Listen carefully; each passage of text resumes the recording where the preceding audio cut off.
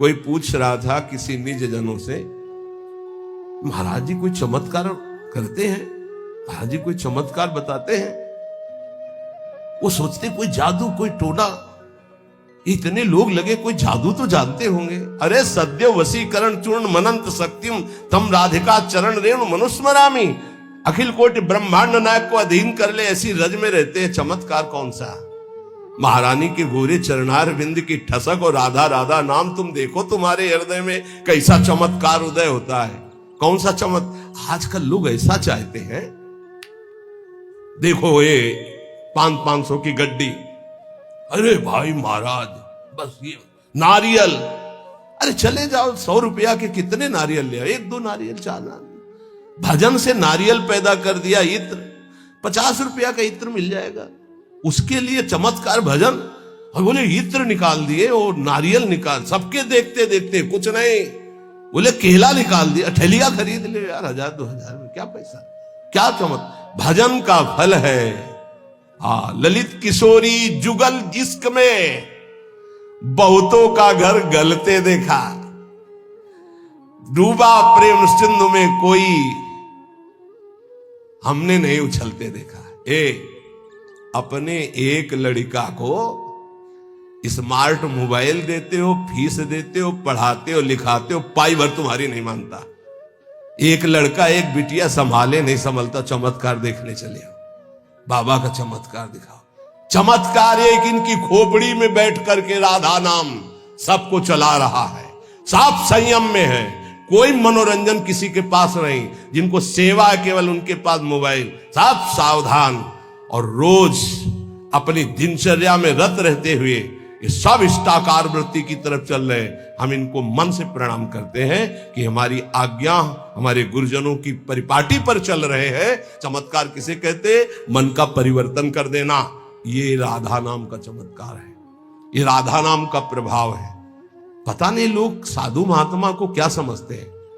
जादू देखना तो जादूगर के पास जाओ ना, पानी में ये दिखा देना, रुमाल में कबूतर निकाल देना, ये देखो जाके। साधु का चमत्कार देखना है मन का परिवर्तन, तुम्हारा मन और तन दोनों पवित्र होकर सच्चिदानंद भगवान में लगे। आज इसीलिए तो साधुता बहुत दुर्लभ हो गई है कि साधु महात्माओं को भी लोग नौटंकी मनोरंजन का एक पात्र समझते हैं।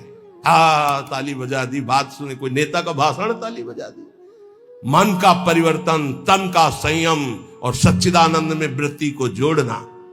अजब रंग अनुभव बरसन लागे, अनुभव हृदय का अनुभव, हृदय का परिवर्तन। क्या बोले? काम क्रोध मद आस वासना अर्क जवास ही झरने लागे, अजब रंग अनुभव बरसे लागे। जब वर्षा होती है तो ये अर्क और जवास ये अपने आप सूख जाते हैं, नष्ट हो जाते हैं वर्षा में, और सब जगते हैं, ये नष्ट हो जाते हैं। बोले जब राधा राधा राधा राधा और इसका जब रंग बरसने लगता है हृदय में, तो काम क्रोध मद आस वासना ये अपने आप नष्ट हो जाते। जैसे वर्षा होते ही अर्क और जवास नामक पौधे ये अपने आप नष्ट हो जाते हैं, और दूसरे सैकड़ों पौधे हरे भरे हो जाएंगे, पर ये नष्ट हो जाएंगे। तो ऐसे ही काम क्रोध लोभ मोह मद वासना नष्ट हो जाती है, और नाना प्रकार की भाव तरंगे प्रिया प्रीतम की उठने लगती है। लोभ मोह परद्रोह दोष दुख कलि कुचाल सब तरसे लागे, इंद्री दमन अमन सब भात ही अरुचि होत अब छर से लागे, अजब रंग अनुभव बरसे लागे। कब जानो हमारी साधना रंग ला रही? जब काम के वेग को, क्रोध के, मोह के, मद के, इन सब के वेगों को सह गए, कोई प्रभाव नहीं, अंदर से शांत। किसी से कहना मत, क्योंकि कहने से सत्ता दृढ़ होती है। अंदर जो विकार आते हैं किसी से मत कहो, कोई भी क्रिया मत करो, शांत उस समय नाम जप करो, देखो अपने आप सब नष्ट हो जाएंगे। और नष्ट आपको नहीं करना, कोई है आपका जो आप पर नजर रख रहा है। कोई आक्रमण आपको परास्त तब तक नहीं कर सकता जब तक आप आज्ञा का उल्लंघन नहीं करेंगे, आप अपने हाथ से कोई क्रिया नहीं करेंगे, आप कोई गंदे दृश्य नहीं देखेंगे, तब तक किसी की ताकत नहीं कि आपको भ्रष्ट कर सके। ध्यान रखना, क्योंकि आप गुरु कृपा कवच में हैं। जब आप आज्ञा उल्लंघन कर देंगे तो फिर लक्ष्मण रेखा पार हो गया, फिर आपको दंड भोगना पड़ेगा। लोभ मोह परद्रोह दोष दुख कलि कुचाल, ये सब तरसें लागे, अर्थात वो चाहते कि मैं इसको अपने अधीन करूं, पर हिम्मत नहीं कि छू सके। किसको? जिसकी जिह्वा पे राधा राधा नाम और हृदय में गुरु कृपा का अनुभव शुरू हो गया है। इंद्रिय दमन, ये पहचान है साधुता की, नहीं तो फिर नाटक है, पाखंड है, दंभ है। बिन विवेक वैराग्य भक्ति बिन सत्य नये को मानो, भगवत विमुख कपट चतुराई सो पाखंडे जानो। चाहे गृहस्थ हो चाहे विरक्त, अगर इंद्रियां संयम में नहीं है, मनमानी विकार भोगे जा रहे हैं, तो नौटंकी नाटक भले हो सकता है, वो गृहस्थ उपासक है ना, वो विरक्त उपासक है। इंद्रिय दमन तो अमन सब भाते हैं, सब भांत से मन अमना हो गया है तो परम शांति परम चैन है। क्षमाशील संतोष सुराई शांति सहज सुख सरसें लागे। उपासक के अंदर क्षमा बढ़ने लगा, चाहे जितना कोई अनिष्ट करे, कभी द्वेष हो ही नहीं सकता, कभी उसको साप दे ही नहीं सकता, कभी उसका मंगल नहीं कर सकता, जिसके ऊपर राधा नाम की कृपा हो गई है। क्षमा, जाओ, तुम्हारा मंगल हो, भगवान तुम्हारा कल्याण करे।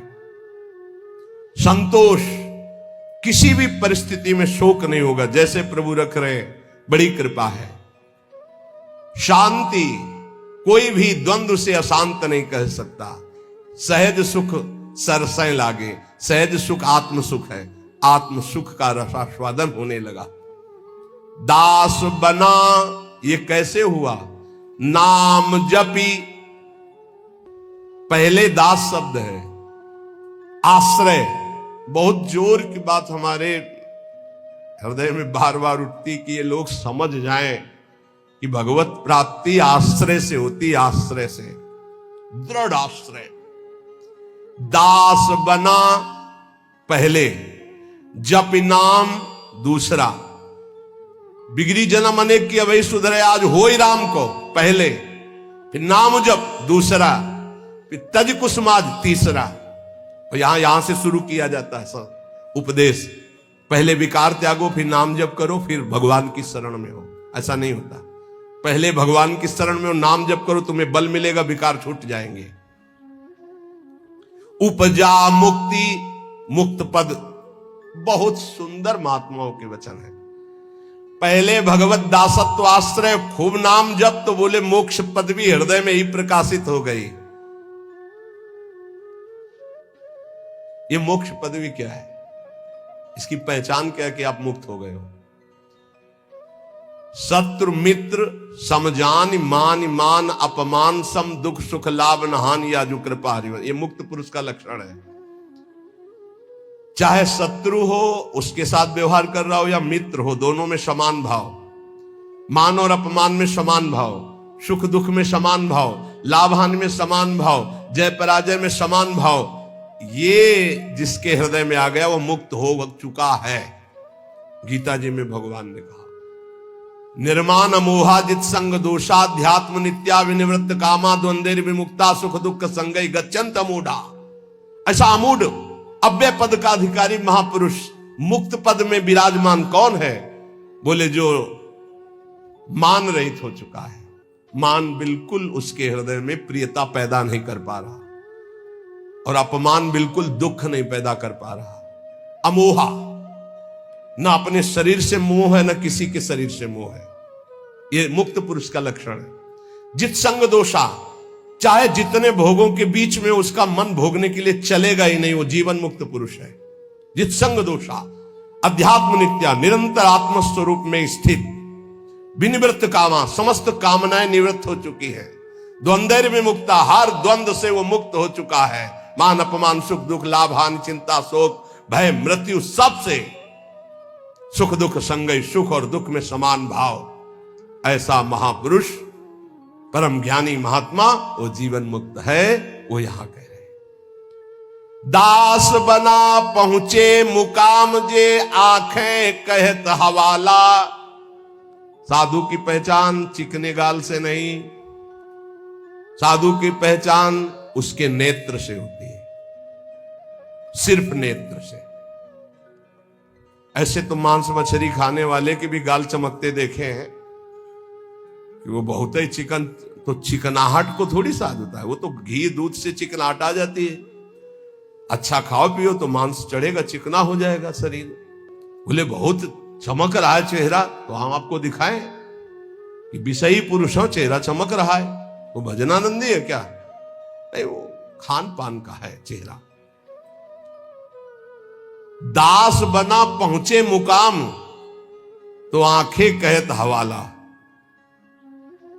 अच्युत मुनि के आश्रम में जी उड़िया बाबा पहुंचे, गंगा के किनारे है, तो देखा, जे दृष्टि दे, अरे अपने शिष्यों से कहा दौड़ो, ब्रह्मबोध संपन्न महापुरुष पधार रहे हैं। दृष्टि में पता चल, बोले दास बना पहुंचे मुकाम जे तो आंखें कहत हवाला।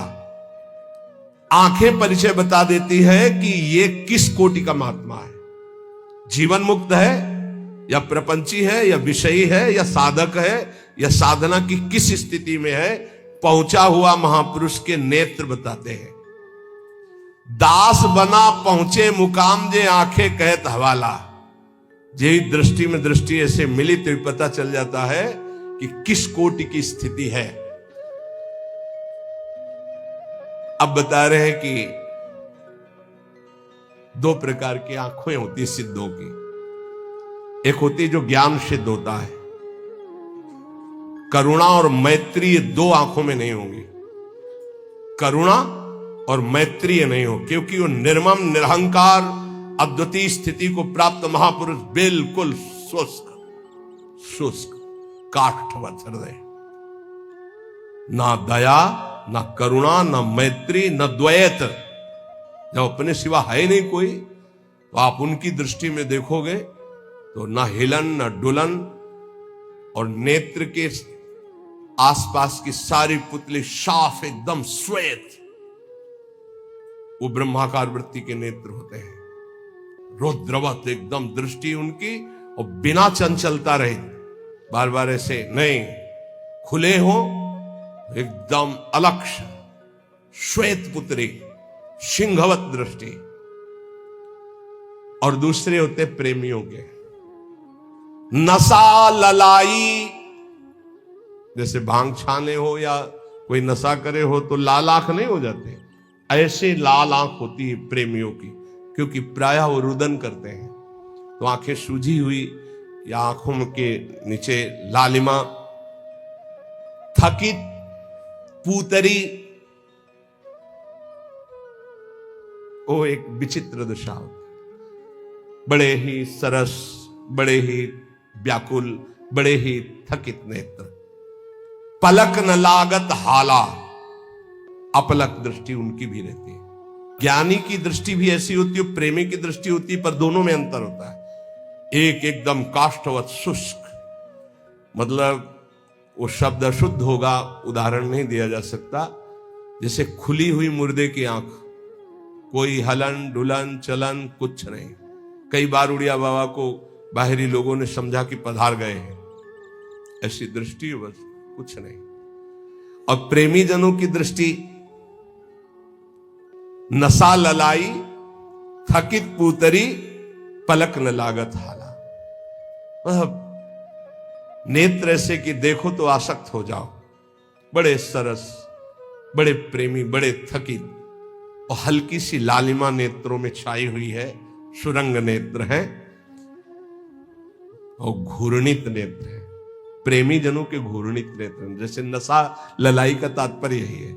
थोड़ी थोड़ी देर में ऐसे आपको लगेगा कोई नशा खाए है क्या है? उनके नेत्र, क्योंकि प्रिया प्रीतम के उस प्रेम रसाशों में उनके नेत्र झूमते हैं। अलसाने से रहित हमेशा, हरिजस सुनि द्रग नीरा। थोड़ी सी प्रभु की बात सुने कि आंखों से आंसू की धारा बहने लगी, और अलसाने से रहते हैं, न सोना न जागना, अखियां रूप के रंग रंगी, निरखी स्वरूप कुंवरी राधे को, याही माही पगी। ये अखियां रूप के रंग रंगी, न सोई न जगी। प्रियाजू के रूप रस में हर समय अलसाई हुई, एक जैसे कोई नशा किए हो ऐसे उस नशे में।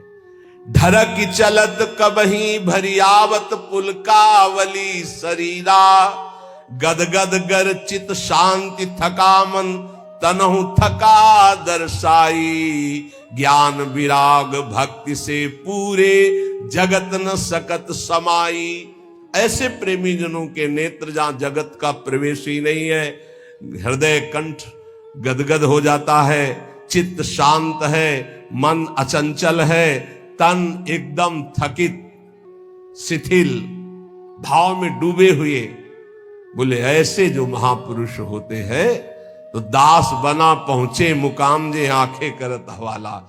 ऐसों के नेत्र बताते हैं कि मुकाम में पहुंचे हुए ये जन है। श्री भगवान जगत गुरु श्री कृष्ण चंद्र जी कह रहे हैं जो पहुंचे हुए महापुरुष है वो शरीर को अपने वश में किए होते हैं। यही सबसे बड़ी चूक हो रही है। ये बहुत बड़ी चूक है जो हमारी निंदा का कारण बनती है। हम संतों की या भक्तों की जो निंदा का कारण बनता है वो ये नाशवान दुष्ट नीच शरीर है। इसको जब तक मैं माना जाएगा ये नीच आचरण कराता ही रहेगा, गुरुजनों की, आचार्यों की, भगवान की निंदा करवाता रहेगा। एक शरीर से गलती होने पर समस्त साधुओं की तरफ लोगों की दृष्टि अश्रद्धा से हो जाती है। इसीलिए हमें लगता है कि अगर साधु बने तो मर के बने, उन्हें घर गृहस्थी में ब्याह करके अच्छा है, जीवन धर्म पूर्वक व्यतीत करे, अधर्म आचरण न करे। बहुत बड़ी त्रुटि समझो, एक गलती से लाखों लोगों की श्रद्धा संतों के प्रति नष्ट हो जाती है। भगवान कह रहे सिद्ध पुरुष के लिए कैसा होता है, निराशीर्यत चित्तात्मा त्यक्त सर्व परिग्रहा, शारीरम केवलम कर्म कुर्वन्नाप्नोति किल्बिषम। यत चित्तात्मा, जिसने अपने शरीर को अधीन कर लिया। ये प्रार्थना है सब साधकों से, कोई ऐसी चेष्टा मत करना जिससे भेष को गाली मिले। हमारा गति हो या दुर्गति हो तो ठाकुर जी जाने। कभी ऐसी जगह न खड़े होना, कभी ऐसी चेष्टा मत करना, कभी ऐसा संग मत करना। ये ध्यान रखो कि तुम्हारे से एक बहुत बड़ी धारा जुड़ी हुई है। तुम्हारे गुरु, गुरु के गुरु, गुरु के गुरु, आचार्य, इष्ट, पूरा। एक आपकी गलती पूरे को गालियां दिलवा सकती, पूरे विश्व के संतों के प्रति अश्रद्धा हो सकती। इसलिए सावधान। जिंदगी में हम नीच हैं, पामर हैं, हमारी गति हो दुर्गति हो भगवान जाने। हमसे ऐसा आचरण न बन जाए कि हमारे गुरुजनों को गाली मिले। उन्होंने कोई हमारे साथ धोखा दगा नहीं किया, मंत्र दिया, उपासना दिया, वेश दिया, तो आचार्य और गुरु और इष्ट इनको गाली न पड़े, हर समय सोचना चाहिए। ये शरीर को जब तक जीतोगे नहीं तब तक गलती हो ही जाएगी, चाहे कसम खा लो, चाहे जो कुछ कर लो। इस दुष्ट शरीर को जीतना चाहिए। बात ध्यान से समझना, ये बहुत दुष्ट है। जीवन हो जा रहा खवाए खवाए खवाए खवाए, अब घाया नहीं आज तक। जीवन हो गया दिखा दिखा करके दुनिया को, आंखें नहीं भरी, कान नहीं भरे। ये वही दुष्टता अपनी चाल, ये देखना, ये सुनना, ये भोगना। यह चित्तात्मा सांसारिक आशाएं और इच्छाएं जब तक है शरीर को वश में नहीं कर सकते। साधुओं के वैराग्य मार्ग में या भगवत भक्त होकर के चेहरा बनाने की जरूरत नहीं है, स्वरूप बनाने की जरूरत। स्वरूप को प्रकाशित करो, पूरा विश्व नमन करेगा। चेहरा तो नौटंकी नाटक वाले बनाते हैं, जब थोड़ी देर के लिए साधु बनते हैं वो बनाते हैं, जिससे पूरा साधुता का हम रोल कर सके। हम रोल नहीं करते, हम उस मार्ग में चलने वाले पथिक हैं। साधुता का रोल 2 घंटा कोई कर सकता है, लेकिन जीवन भर साधु बन के रहना वो बहुत कठिन बात है। इसलिए ये नहीं। हम भगवत मार्ग के पथिक, हमारा कोई भी बाहरी शारीरिक नाटक ऐसा नहीं होना चाहिए जो धर्म विरुद्ध हो। बिल्कुल समझ के चलना चाहिए। आज आचार्यों गुरुजनों के चरणों में बैठ करके साधुता का भाव नहीं। लाल कपड़ा हो या पीले कपड़ा हम पहने हो, इसके बाद यहां से बढ़िया माकुआ तेल लगा के ऐसे, ये कौन से शास्त्र में लिखा है?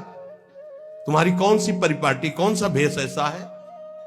बिल्कुल नहीं। आज कोई टोकने वाला नहीं, इसीलिए बहुत से बिना गुरु प्रदत्त वेश धारण किए और वो मनमानी आचरण करते हो, कहा जाता साधु। पहने पैजामा कुर्ता कहा जाता साधु। साधु पैंट शर्ट पहने कहा जाता साधु। बड़ा बड़ा टाइटल लिखा जाता है। अब उनके जब आचरण होते तो बोले अमुक संत भ्रष्ट हो गया। संत परिपाटी देखो, संतों की मर्यादा देखो, संतों के चरणों में बैठकर जो साधुता सीखी जाती है वो कब हुआ? यत चित्तात्मा भगवान कह रहे, यत चित्तात्मा। बहुत अच्छे से समझ लो, संसार में जब तक शरीर के भोगने की कोई भी आशा रहेगी तो साधुता नहीं टिक पाएगी। बहुत इसे धैर्य पूर्वक, सांसारिक इच्छा, सांसारिक भोगों की चाह, इससे तुम्हारा शरीर अपवित्र हो जाएगा। तुम्हारे द्वारा ऐसे आचरण होंगे जिससे तुम्हारी साधुता नष्ट हो जाएगी। शरीर और इंद्रिय और मन के वशीभूत होकर के जो आचरण किया जाता है वो निश्चित अपवित्र है और वो अधर्म होगा और वो गालियां दिलवाने वाला ही होगा।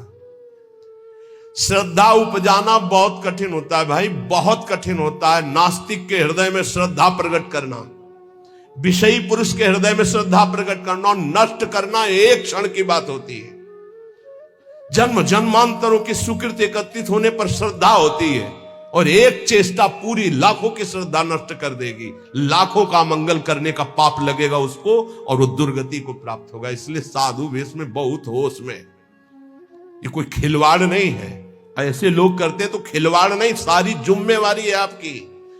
ऐसे कर दिया तो जिम्मेवारी, उनकी श्रद्धा की रक्षा करना तुम्हारा कर्तव्य बन गया। उनके कल्याण की तरफ तुम्हारी दृष्टि जानी चाहिए। ऐसा कोई ये नहीं कि तुम स्वामी बन गए तो जो मनावे सो आचरण करो, ऐसा नहीं है। शरीर इंद्रियां अंतःकरण सिद्ध पुरुष के वश में होता है। साधक को चाहिए कि इनके वश में होकर कोई कार्य ना करे। तुम अकेले नहीं हो, तुम्हारे साथ बहुतों की निंदा होगी या बहुतों की प्रशंसा होगी। ये बात ध्यान रखना है। केवल अपना जीवन होता तो कोई बात नहीं है, गलती हो गई, त्रुटि हो गई या पिट गए या जो भी हो गया सब हो गया। आज तुम नहीं हो, तुम्हारे साथ बहुत जुड़े हुए हैं, तुम्हारे गुरु, तुम्हारे आचार्य, तुम्हारे इष्ट और लाखों श्रद्धा। अगर एक भी त्रुटि तो लाखों की श्रद्धा और पूज्य जनों का अपमान घोर नरक पहुंचा देगा, दुर्गति करवा देगा। त्यक्त सर्व परिग्रहा, जो सिद्ध पुरुष होता है उस शरीर को ही अपना नहीं मानता तो और परिग्रह की बात क्या है। सब सन्यासी हो जो भगवत मार्ग के पथिक हैं, ये तो सर्वाणि कर्माणि मयि सन्न्यस्य मत्पराहा, सारे कर्म भगवान को अर्पित करके जो भगवान के परायण है, चाहे गृहस्थ हो चाहे विरक्त हो, वो सन्यासी है। जो मन का निसंकल्प और वाणी का मौन दंड और शरीर का निष्कर्म संयम पूर्वक, अगर ये दंड नहीं तो किस बात का सन्यासी। भगवान ने एकादश स्कंद में कहा है, वाणी का मौन, मन का निसंकल्प और शरीर का निष्क्रिय, ये सन्यास धर्म का स्वरूप है। तो निष्क्रिय दो प्रकार से होता है, एक जो कर्म का त्यागी होता है, एक होता है कर्म समर्पण करने वाला। भक्त कर्म समर्पण करने वाला सन्यासी होता है। ये तो सर्वाणि कर्माणि मयि सन्न्यस्य मत्पराहा।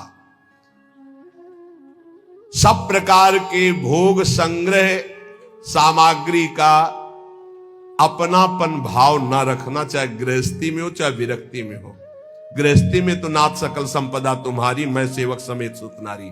विरक्ति में तो जो हमारे पास मिला है वो साधु सेवा, भगवत सेवा के लिए मिला हुआ भगवत प्रदत्त वस्तु है। अपना अधिकार नहीं, अपने नौकर है, सेवक है, सिर्फ सेवा। अगर अपने सुख के लिए किसी सामग्री का संग्रह कर लिया जाए, अपने भोग की बात वस्तु मान ली जाए, तो वो उसी की दुर्गति कर देगी, ध्यान रखना। और प्रायः गलती हो जाती है, ऐसे नहीं कोई नजर आएगा। जब कष्ट सह रहा होगा साधक तब कोई नजर नहीं आएगा, और जब उसके पास वो वैभव एकत्रित हो जाएगा तो आ जाएंगे। कौन हो आप? तुम्हारे मामा पहचाने नहीं? अभी तक मामा कहां थे तुम भाई? अभी तक कहां? बचना, हम जो प्रार्थना करें उसको अंदर से समझना। जहां मकान बना, जहां वैभव एकत्रित हुआ, तो पूर्व जीवन के रिश्ते नाते संबंधी आके और वहां का अधिकार जताते हैं, और वहां के फिर संबंधी अपना संबंध स्थापित करके उसके अधिकारी बनते हैं, और फिर जिनके लिए आया था फिर उनकी दुर्गति होती है। भी ध्यान रखना। यही की घटना है। वो भक्तमाली जी अंतर ध्यान हो गए, उनकी बात है। वो बता रहे थे कि साधु के भाई आए, तो साधु को कहीं ना कहीं से अर्थ मिलता ही रहता है, साधु सेवा भगवत सेवा। तो उन्होंने कहा अमुक कार्य है, 1 लाख रुपया दे दो। एक घटना है, कोई कथा नहीं। तो 1 लाख दे दिए। अब जब वो आते तो कहते हैं भाई दे यार 1 लाख रुपया, साधु सेवा वाला ले गए थे। अरे भाई दे देंगे, बड़ी समस्या गृहस्थी में रहती है। आप तो बाबा जी हो, आपको क्या पता गृहस्थी में। अब भाई है तो कह नहीं सकते हो। इतने में उनका शरीर पूरा हो गया संत भगवान का। जानते हो क्या बने थे? श्वान, कुत्ता। आश्रम के बाहर बैठे पिल्ले के रूप में। तो किसी महापुरुष को स्वप्न दिया कि मेरा उद्धार करवा दो, मेरे से गलती हो गई। 1 लाख रुपया अपने भाई को देने के कारण मेरी गति बिगड़ गई, और मैं वृंदावन में ही अमुक आश्रम का हूं, अमुक हूं, सामने बैठा हुआ हूं, आप आके मुझे देख लीजिए, मैं आपको पहचानता हूं। तो वहां गए तो वो हष्ट पुष्ट एक पिल्ला बैठा था, पुचकारा और गोद में उठाया। बोले महाराज आप चिंता मत करो, बाप का कल्याण होगा। उसके भाई के पास गए और कहा होश में जैसे बने तैसे चुपचाप 1 लाख रुपया मैं ब्याज सहित दो, नहीं हम तुम्हारे पास शासन अपना जब लागू करेंगे तो आप परेशान हो जाओगे। तुम्हारे भाई की दुर्गति हो गई जो महात्मा थे।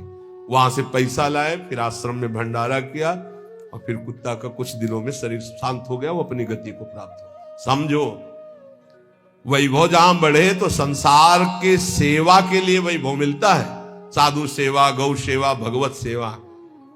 और घर वाले परिवार वाले के बिटिया का ब्याह है तो हमारे सारे पैदा किया था क्या? मेहनत करो, मांगो, खाओ, जियो। हमारा तुम धर्म भ्रष्ट करने आए हो। वैराग्यवान कभी भूल करके एक सिक्का अपने परिवार वालों को ना दे, नहीं तो नरकगामी होगा। ध्यान रखना, ये हराम का पैसा नहीं है। गृहस्थ जन देते हैं भगवत प्राप्ति में लगे हुए संतों की सेवा के लिए, या श्री जी के लिए, या गौ सेवा या धर्म सेवा के लिए। परिवार सेवा के लिए कोई कह के दे तो बात अलग है। कौन देता है परिवार सेवा की? इसलिए किसी भी सामग्री को अपनी ना मानना, त्यक्त सर्व परिग्रह, ये भगवान का आदेश है। सिद्ध पुरुष में ऐसा नहीं होता। वो अपना न शरीर ही मानता है, न कोई वस्तु मानता है। लेकिन साधक के बात ध्यान रखे, उसके पास जो भी भगवत प्रेरित सामग्री आई है वो अपने लिए नहीं, सेवा के लिए आई है। ठाकुर सेवा, संत सेवा, भगवत सेवा, समाज सेवा। जो भोग बुद्धि से अपने लिए संग्रह करता है उसकी बुद्धि भ्रष्ट हो जाती है और वो पतित हो जाता है। बस ये बात है, अपने लिए नहीं। बहुत जोर का भगवान ने त्यक्त स्वर परिग्रह का भाव बताया है कि सिद्ध का यही लक्षण होता है। और ऐसे महापुरुषों के दर्शन किए प्रयागराज में, टाट की लंगोटी और एक बोरे का टाट ऐसे उड़े हुए, और ट्रक का ट्रक घी और चीनी और मैदा उतरता, ऐसे भंडारे चलते, पूछो मत। जो उनके भगत थे सबके चरण धोना, सबको नम्रता पूर्वक भगवान की तरह बैठालना और खूब प्यार से पवाना। और जो महात्मा जी थे वहां के, एक टाट और पट्टा ऐसे टाट का ऐसे उड़े हुए, और ऐसे ही रेती पे लेटना, ऐसे झोपड़ी बनी हुई थी उनकी, उसमें लेटना। और अरे वैभव की भीड़ लगी हुई थी। और आप जब सब संत पा लेते थे तो सब संतों की जूठन जो बचती उसी में एक दो और मिलाकर, क्या जीवन उनका, कोई संगय प्रयोग, वैभव तो पूछो मत। कोई दिन ऐसा नहीं होता था कि 2-4 हजार रुपए एक संत को दक्षिणा में ना मिले। एक से एक कंबल, एक से एक सब। पर देने वाले जब ऐसे, तो वहां त्यागी ही त्यागी ज्यादा थे। देने वाले परेशान थे कि यहां कोई लेता नहीं है। और सामान की ऐसी, ये वास्तविक बात यही है कि स्वयं परिग्रह रहित होकर के समाज सेवा में एक विरक्तानंद नाम के महापुरुष थे, उन्होंने कहा स्वामी जी बहुत हो गया, बुढ़ापा है, आप इतना कष्ट सह रहे हो, क्यों सह रहे हो, अब तो आप वस्त्र धारण कर लो। वो वहीं पास में ही बैठे थे। तो उनका तुमको मैं बूढ़ा नजर आ रहा हूं, ऐसे कहा बूढ़ा नजर आ रहा हूं, अभी चलो बराबर गंगा जी में खड़े होकर देख लो कौन बूढ़ा होगा। तितिक्षा की मूर्ति और मुस्कुराहट ऐसी, और त्वचा एकदम सांवली हो गई थी, प्रकृति का वार सहते हैं, और जब दृष्टि उठाए तो अमृत की वर्षा होती है। संतों में एक अद्भुत, ऐसे दृष्टि से देखे तो अमृत की वर्षा होती, क्योंकि भगवदानंद में डूबे। अनिकेता, अनिकेत भगवान को बहुत प्रिय है। अनिकेत जिसके रहने के वास में ममता नहीं है। अनिकेत का मतलब जिसके घर नहीं, ऐसा नहीं, ये भी रहने का वास है और ये भी रहने का वास है, अपना नहीं है। बिल्कुल ऐसे समझो जैसे स्टेशन में रह रहे, गाड़ी आई चल दिए, स्टेशन में नहीं बैठे, खा रहे हैं, पी रहे हैं, बात कर रहे हैं, पढ़ रहे हैं, पर अंदर से क्या चल रहा है, हमारी गाड़ी आने वाली है, अमुक प्लेटफार्म में आएगी, वही इंतजार कर रहे हैं। बस हम मानो वृंदावन राधा के निकुंज प्लेटफार्म में बैठे हुए हैं, हमारी गाड़ी निकुंज वाली आने वाली है, बिल्कुल तैयारी में बैठे हैं, अपनी अटैची फिट है राधा नाम की, वो पास बना हुआ है निज मंत्र निकुंज का, बस आवे गाड़ी और चल दिए। राधे श्याम भी कहने की फुर्सत नहीं इस गाड़ी में, इतनी रफ्तार की गाड़ी है कि अच्छा भैया ऐसे नहीं है, बस चल दिए। बस ऐसी तैयारी में रहो, यहां राधा के कुंज में कैसे रहना है, स्टेशन में जैसे रहना है। ये ना किसी का था, ना है, न रहेगा, बस समय गुजारो और श्री जी के पास चलना। अनिकेता, रहने के स्थान में ममता रहित होना। निराशी, सिद्ध पुरुष में कोई आशा नहीं होती, और साधक को आशा, कामना, स्पृहा और वासना इसका त्याग करना पड़ता है। आशा किसी से नहीं, कामना कोई नहीं, स्पृहा कहते कि कम से कम इतना तो चाहिए ही, ये भी नहीं, और वासना जो अंदर अंतःकरण में दबी होती है, इन सबको सहना है, सहने से ही मिटता है। बोले इतनी व्यवस्था तो होनी चाहिए, क्यों होनी चाहिए, हरि की इच्छा है कि इतनी भी ना हो तो हम उसमें राजी हैं, जोई जोई प्यारो करे सोई मोई भावे। हमें लगता है 25 वर्ष तो कुल्ला नहीं किया होगा, 25 वर्ष वो जो होता है ना पेस्टो या मंजन या कुछ नहीं, जीवन को भगवदानंद में डुबोने के लिए पेस्ट लेके थोड़ी घूमा जाता है, कोलगेट इसके लिए से कहां रखा है। अरे इतना गुड़ मिल जाए और एक कमंडल गंगा जल चला जाए, बड़े भाग्य की बात। निराशी, इतना चाहिए ये भी नहीं होना चाहिए, इतनी तो आवश्यकता है ही हमारे जीवन के लिए, नहीं। यही वृंदावन की कह रहे, पीछे से सब अचला फटा था, राधा वल्लभ जी के दर्शन कर ले गए। एक ओमवती मैया नाम की विरक्त संत थी राधा वल्लभी, पता नहीं भगवान विराजमान है या श्री जी की सेवा में गई, और दष्ट पुष्ट ऐसे बैठती थी। आए बाबा तो ये समझ में ना आवे, तेरो अचला फटा है, तुमका समझ में तो आवे, लेकिन समझ तब हो ना जब रुपया हो हमारे पास, तो कुछ है नहीं, जैसा श्री जी दिए वैसा ले। सच्ची बाबा, हाँ भैया, तत्काल गई मार्किन लाई, तो वो देर लगती वहीं बदल के बाद, कि जिसको फिकर है वो करो, हमारे पास जो है जैसे है। निराशी, आशा भी नहीं कि इतना तो चाहिए, अगर वो भी फटके गिर जाए तो बाबा जी तो बाबा जी, भगवद आश्रित है। दिगंबर, दिग माने दिशाएं ही, अंबर माने वस्त्र, जिसका वस्त्र दिशाएं हैं। चलो व्यवस्था है तो पहले, नहीं है तो हमारी दिशाएं ही वस्त्र है, दिगंबर। और इसकी भी ट्रेनिंग हुई है काफी, कई महीने इसकी भी हुई, सन्यास में इसका भी सन्यास दिया ही जाता है दिगंबर करके। निराशी, ये सच्ची मानो, कोई आशा मत रखो, जिस समय जैसी व्यवस्था हरि करे उसी में राजी रहो। बाहर से भोग सामग्री में अपनापन नहीं हो, अंदर से किसी भोग सामग्री की इच्छा भी न उत्पन्न होने पावे, उसे निराशी कहते हैं। ऐसा महापुरुष शारीरम केवलम कर्म कुर्वन् नाप्नोति किल विषम, वो केवल शरीर संबंधी कार्य करता हुआ भी पाप को प्राप्त नहीं होता, क्योंकि आशा, कामना, स्पृहा, वासना, ममता रहित जो महापुरुष है, इसीलिए कहा गया महापुरुषों की केवल बात के अनुसार उनके जो आचरण हो वो मानो। सब आचरण उनके अनुकरणीय नहीं होते, क्योंकि भगवान यह कह रहे शारीरम केवलम कर्म कुर्वन् नाप्नोति किल विषम, वो शरीर संबंधी ही केवल कर्म करता हुआ पाप को भी नहीं प्राप्त होता है। जैसे श्रीमद राधा सुदानी दी, कर्माणि श्रुति बोधितानि नितराम कुर्वन्तु कुर्वन्तु मा गूढ़ाश्चर्य रसास्त्रगादि विषयान गृह्णन्तु मुंचन्तु वा। हमें महापुरुषों का अनुकरण नहीं करना, उनकी उपदेश से जो उनके आचरण मिले वो बात हमें माननी है। नाप्नोति किल विषम, उनको कभी कोई पाप स्पर्श नहीं कर सकता। वो जन्म मरण रूपी बंधन से मुक्त हो चुके हैं, वो आशा रहित है, उनका किसी से संबंध नहीं है। इसलिए शरीर से जितने कर्म होते हैं वो सब अकर्म बन जाते हैं और उनको फल नहीं देते हैं। जो सिद्ध महापुरुष है उसके द्वारा जो भी होता है वो अकर्म हो जाता है। जैसे श्री भगवान सब कुछ करते हुए भी कभी बंधन को प्राप्त नहीं होते। भारी से भारी युद्ध कर रहे हैं, भारी से भारी व्यवहार में देखे गए, भारी से भारी प्रियता में देखे, कभी कुछ। जो निवृत्ति परायण सिद्ध महापुरुष है उसमें कभी कोई भोग लालसा नहीं होती। भोग लालसा रहित होकर जो भोग रहे हैं दिखाई दे रहा है। जैसे दुर्वासा जी की कोई आशा नहीं, गोपियों ने सब उनको पकौड़ा, खीर, दुनिया की चीजें पवा दी। बोले अब वापस कैसे जाएंगे? बोले आई कैसे यमुना जी? बोले भगवान ने कहा था मैं अखंड बाल ब्रह्मचारी हूं, अगर तो यमुना जी मार्ग दे दे, ऐसा कहना। तो मार्ग दे दिया। तो बोले कह देना दुर्वासा ने दूब रस के सिवा जबान में कुछ न रखा हो तो यमुना जी मार्ग दे दे।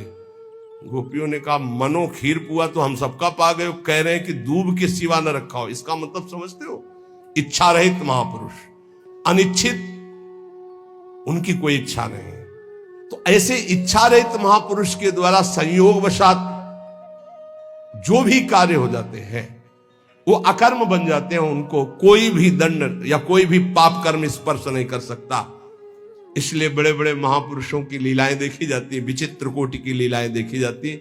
बिल्कुल उनका अनुकरण न करे। जैसे आद्य गुरु भगवान शंकराचार्य मछली खा गए, फिर कांच पी गए, सबकी सामर्थ्य थोड़ी है। बहुत एक सिद्ध महापुरुष थे कूटस्थ स्वामी, उनका नियम था खप्पर ऐसे कर दो, जो डाल दोगे वो पालेंगे, जो डाल दोगे। तो कुछ उपद्रवी गांव के लोग थे, जब ये पता चला कि ऐसे नियम वाले हैं तो सीधे कोबरा को पकड़वाया, जो बीन बजाने वाले लोग होते हैं उनसे पकड़वाया और काट करके सीधे जहर सहित रांधा उसको, उनके खप्पर में डाल दिया। ब्रह्मार्पणम ब्रह्म हविर ब्रह्मणो ब्रह्मणा होतम ब्रह्मयुति गंतव्यम ब्रह्म के समाधिना, तत्काल उसको अर्पित करके पूरा पा गए ब्रह्मबोध संपन्न महापुरुष से। तो वहां के लोगों ने पूछा ये तो अभक्ष्य पदार्थ था। बोले तुम्हारी दृष्टि में, हमारी दृष्टि में भिक्षा थी। फिर एक ने उपद्रव किया, आकर के मदिरा डाल दी उसमें खप्पर। तो मुस्कुराए, उन्होंने कहा यहां तो कोई फर्क नहीं पड़ने वाला, पर तुम्हारी नरक की जो है गति पक्की हो रही। तुम भिक्षा में एक साधु को क्या दे रहे हैं? तो तत्काल वो खप्पर से लेकर के ढिड़का दे। सिद्ध महापुरुषों की। अब फिर उन्हीं की बात, एक दिन वो पेड़ के नीचे बैठे थे, किसी गांव में चोरी करने जा रहे थे चोर। उनसे पूछा कौन हो तुम? वो कुछ नहीं बोले। कौन हो तुम? कुछ नहीं। खूब लात और डंडों से मारा। सुबह जब लोग आए तो बड़े वो घाव उनके देखे, डंडे दे। स्वामी जी किसने मारा? ये पता नहीं किसने मारा। बोले आपको दुख नहीं है? बोले क्यों दुख है? खप्पर में जो आया सो खा लिया, सो शरीर में जो आया उसे भोग लिया। सिद्ध पुरुषों की नकल थोड़ी कर सकते हैं, वो तो स्थिति प्रज्ञ महापुरुष है। शिव जी हलाल जहर पी गए, सब पी जाएंगे क्या? तो यहां कह रहे हैं कि उपासक को चाहिए कि महापुरुषों के जो वचन से आचरण मिले उनके अनुसार चले। निवृत्ति परायण साधक सदैव महापुरुषों के वचनों का अनुगमन करे, उनके विरुद्ध आचरण, निरर्थक आचरण, प्रमाद युक्त आचरण कभी न करे तो वो भी सिद्धावस्था को प्राप्त हो जाएगा।